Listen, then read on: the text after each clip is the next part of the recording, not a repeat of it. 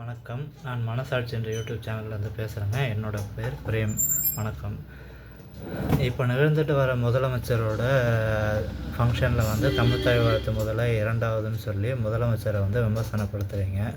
இதெல்லாம் உங்களோட இஷ்யூவாகவே வச்சுக்கோங்க. ஆனால் இதை நம்மளோட மரபு, இதெல்லாம் மரபை மீறி தான் எல்லாருமே நடக்கிறீங்க. ஒரு ஒரு விஷயத்துலேருந்து மாறுபடுதுன்னு சொல்கிறீங்க. சரி, மாறுபடுறதுக்கு அடுத்ததுக்கு அதையே நிகழ்த்த முடியுமா, இல்லை வேறு ஏதாவது பண்ண முடியுங்களா? முதல்ல மக்கள் பணின்னு வந்துட்டிங்கன்னா அந்த மக்கள் பணியை செய்யறதுக்கு பாருங்கள். யாரையும் புறம் பேசாதீங்க. இதை முதல் கருத்தாக வச்சுக்கோங்க. பெரும்பான்மையான எல்லாருமே ஒரு மனிதத்தன்மையோடு நடந்துக்க பாருங்கள். அரசியல் வந்துடுச்சுன்னு சொல்லி அரசியலை பேசி பழகாதீங்க. அரசியல் பேசுனா யார் வேணாலும் பேசிக்கிட்டே இருக்கலாங்க.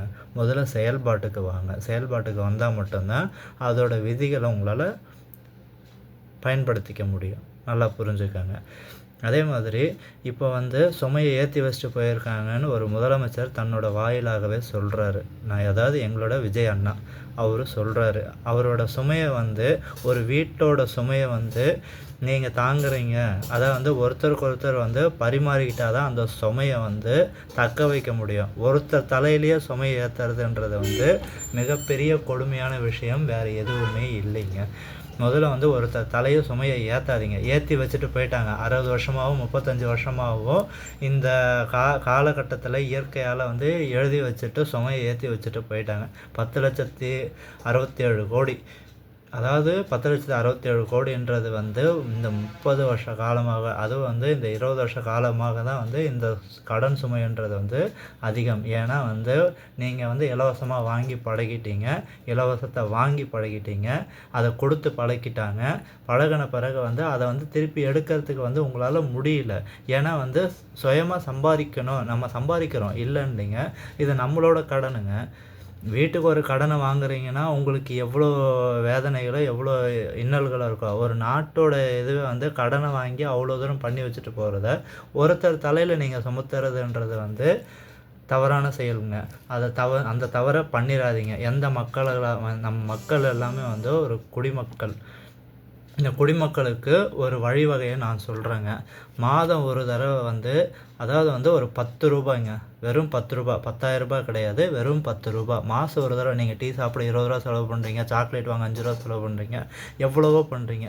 ஒரு 10 ரூபா உங்களால் மாதம் ஒரு தடவை சிஎம் சைடில் விஜய் அண்ணா, எங்கள் விஜய் அண்ணா, முதலமைச்சர் விஜய் அண்ணா என்ன பண்ணுவாருன்னா அந்த பணத்தை எடுத்து அந்த உண்டான கடனை அவர் கட்ட முடியும்.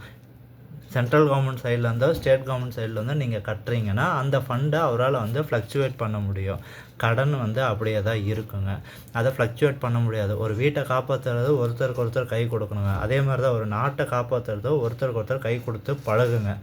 யாரையும் நான் அந்த கட்சியில் இருக்கும்போது நான் இவ்வளோ எடுத்துக்கிட்டேன், இந்த கட்சியில் இருக்கும்போது இவ்வளோ எடுத்துக்கிட்டேன், யாரையும் நான் தப்பு சொல்ல வரலைங்க.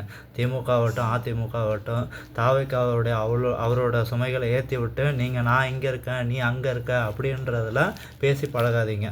முதல்ல சுமையை ஏற்றி வச்சுருக்காங்க. எல்லாத்தோட சுமை அது, அவரோட சுமை மட்டும் கிடையாது, எல்லாத்தோடைய சுமை. சரிங்களா? இந்த 200 யூனிட் தராங்க, 300 யூனிட் தராங்க, சிலிண்டர் தராங்க, மானியம் தராங்க. இல்லாதவங்களுக்கு கொடுங்க. இருக்கிறவங்களுக்கு ஏன் கொடுக்குறீங்க? இதுதான் என்னோடய கேள்வி. எல்லாரும் சம்பாரிச்சிட்டாங்க. எம்எல்ஏவாக இருந்தாங்க, எம்பியாக இருந்தாங்க, எல்லாரும் சம்பாரித்து அவங்கவுங்க செட்டில் ஆகிட்டாங்க. எல்லா இடத்துலையும் இடம் வாங்கி போட்டிருப்பாங்க. எல்லாரையும் கேட்டு பாருங்கள், அப்போ புரியும் உங்களுக்கு. எல்லா எம்பியும் எப்படி இருக்கிறாங்க, ஒவ்வொரு இடத்துலையும் எவ்வளோ அசட் வச்சுருக்காங்க, அவங்கவுங்க பேரில் எவ்வளோ சொத்து இருக்கும். இந்த சொத்தெல்லாம் அவங்க தூக்கிட்டு போக போகிறாங்களா? இல்லைங்க. யாருக்காவது கொடுத்துருப்பாங்க, இல்லை அது அனாமத்தாக தான் போகும். முதல்ல ஒன்று புரிஞ்சுக்கோங்க. ஒருத்தர் தலையை ஏற்றாதீங்க. முதலமைச்சர் எங்கள் விஜய் அண்ணாவை நீங்கள் அவரோட ரிலீஃப் ஃபண்டாக இதை நான் காங்கேயத்துலேருந்து தொடங்குறேங்க. நான் இன்னிலேருந்து தொடங்குறேன். முதலமைச்சரான விஜய் அண்ணாக்காக நாங்கள் இங்கே காங்கேயம், சரிங்களா, காங்கேயம் மெயின் பஸ் ஸ்டாண்ட்லேருந்து இங்கே பக்கத்தில் பொதிகை சேவை நான் நடத்திட்டுருக்கேங்க. இங்கே தான் தொடங்குறேன் நான். சரிங்களா? இங்கேருந்து ஆரம்பிக்கிறது நான் விஜய் அண்ணாவுக்கு நான் கொண்டு போய் சேர்க்கணுன்றது என்னோட முக்கியமான நோக்கம். இதை எல்லாத்தோட ஒவ்வொரு குடிமக்களோட நோக்கமாக இருக்கணுங்க. சரிங்களா? எவ்வளவோ சிஎம் வந்துட்டு போனாங்க, எவ்வளோ வந்துட்டு போகிறாங்கன்றது நீங்கள் பார்க்குறீங்க. சிஎம் வந்துட்டு போவாங்க, சரிங்களா, அவங்களோட கடமையை செய்வாங்க. எவ்வளோ தூரம் அவங்களால ப்ரெஷர் பண்ண முடியுமோ அவங்க பண்ணிட்டு போவாங்க. ஒரு வீட்டை நீங்கள் எப்படி காப்பாற்றுறீங்களோ அதேமாதிரி நாட்டை எல்லோரும் சேர்ந்து ஒன்றா காப்பாற்றுங்க. தமிழ்நாட்டை காப்பாற்றி நீங்கள் பலத்தை நிரூபித்தா மட்டும்தான், சரிங்களா, சென்ட்ரல் சைட்லேருந்தும் உங்களுக்கு ப்ரெஷர் வராது. சரிங்களா? இது ஒரு தனிப்பெரும் நாடாக அமையும். நீங்கள் தமிழ் வாழ்க, தமிழ் பிடிச்சி கொடி பிடிச்சி வாழ்க வாழ்கன்னு சொல்கிறதுன்றது வந்து ஏற்றுக்கக்கூடிய விஷயம் இல்லைங்க. முதல்ல வந்து இந்த இடத்துல கடனை வந்து தீர்க்க பாருங்கள். தீர்க்க பார்த்தா தான் நம்ம நாடு சொந்த நாடாகும், இல்லை அடிமை நாடாக தான் மாறும்.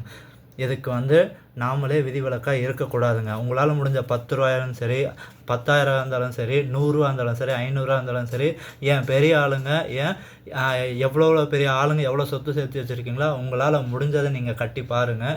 இந்த கடன் அடையுதா இல்லையான்னு மட்டும் பாருங்கள். எண்ணி 5 வருஷத்துக்குள்ளே இல்லைங்க, எண்ணி 5 இல்லை 10 வருஷத்துக்குள்ளே இந்த கடன் அடையுங்க. 10 லட்சம் கோடி மொத்தமாக அடையுங்க. இதை உறுதி எடுத்துகிட்டு நீங்களே பாருங்கள். ஒருத்தர் சிஎம் வந்துட்டாருன்றதை அவர் மேலே குறை கூறி பழகாதீங்க. அவ்வளோதான் என்னோடய கருத்துங்க. இதை நீங்கள் பண்ணுங்கள், தானாக நடக்குங்க எல்லாமே. நாங்கள் இங்கே காங்கேயம் தொகுதியிலேருந்து நான் தாவேக வேட்பாளரும் கிடையாது, திமுகவும் கிடையாது, அதிமுகவும் கிடையாது, பாஜக, காங்கிரஸ் எதுவுமே கிடையாதுங்க. நான் எந்த கட்சியாலும் நான் கிடையாது. நான் ஒரு பொது மனிதன். எனக்கு என் கடனுக்கு என் நண்பர்கள் உதவுனாங்க, மகேஷ்குமார், வினோத்னு சொல்லிட்டு. சரிங்களா? என் கடனை வந்து நிப்பாட்டினதால நான் இன்றைக்கி உயிரோடு இருக்கேங்க. மொத்த நாட்டோட கடனை இது பண்ணுறதுக்கு நீங்கள் எல்லாம் பண்ணாதானே நாட்டோட கடனை அடைக்க முடியும். அதனால் வந்து ஒரு நண்பர் உதவுற மாதிரி வந்து நம்ம நாட்டு நம்ம தாங்க உதவணும். அதை முதல்ல புரிஞ்சுக்கிட்டு நடங்க. இதை செய்யுங்க. இந்த காங்கேய தொகுதியிலேருந்து என்னோடய பேர் பிரேம்ங்க. இங்கேருந்து ஆரம்பிக்கிறேன். நான் விஜய் அண்ணாவை பார்த்தே ஆகணும் இந்த விஷயத்துக்கு. இதை நீங்கள் எவ்வளோ தூரம் கொண்டு போய் சேர்க்குறீங்களோ சேருங்க. அவ்வளோதாங்க. இது நான் மனசாட்சியோடு பேசி நிறைவு பெறுகிறேன். நன்றி, வணக்கம்.